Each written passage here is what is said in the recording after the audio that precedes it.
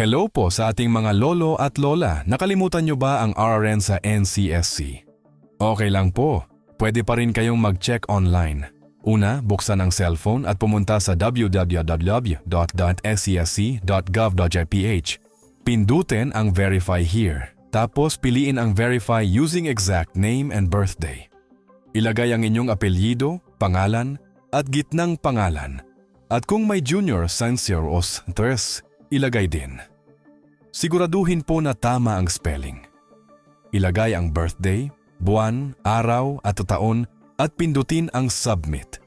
Kapag may lumabas na record, ibig sabihin registered na kayo at makikita ang inyong RRN. Pero kung lumabas ang Name Profile Record cannot be found, ibig sabihin hindi pa kayo nakaregister at kailangan ninyong mag-register now. Madali lang po para siguradong kasama kayo sa official list ng NCSC.